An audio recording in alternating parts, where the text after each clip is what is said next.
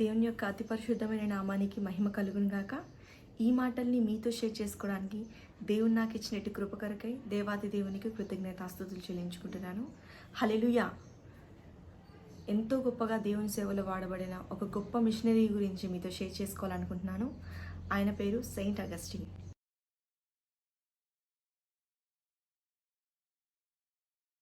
ఈయన క్రీస్తు శకం 354 సంవత్సరంలో జన్మించారు.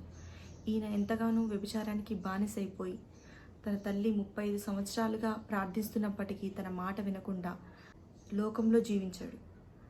ఒకసారి అనుకోకుండా సువార్త విన్నాడు. వెంటనే తన తల్లికి చెప్పాలని త్వరపడి వెళ్ళాడు. వేశ్య తన వెంటపడినా వదిలించుకొని వెళ్ళాడు. ఇంటికి వెళ్ళి బైబిల్లో వాక్యం చదివాడు. ఎఫెసీ 4:22 దేవుని పోలికగా సృజింపబడిన నవీన స్వభావంను ధరించుకోవాలి అన్న ఆ మాటను తనను ఎంతగానో కదిలించాడు. తనను తాను శుద్ధీకరించుకున్నాడు. తన హృదయంలో దేవునికి స్థానం ఇచ్చాడు. దేవునిలో నమ్మకమైన సేవ చేశాడు. తను ఇలా సాక్ష్యం చెప్పేవాడు, నా తల్లి కన్నీటి ప్రవాహంలో దేవుని సన్నిధికి కొట్టుకుని వచ్చాను అని. ఈయన 2 బుక్స్ రాయడం జరిగింది. 1 ఒప్పుకోలులు, 2 ప్రభు పట్టణం. దేవుడి మాటల్ని దీవించునుగాక. ఆమేన్.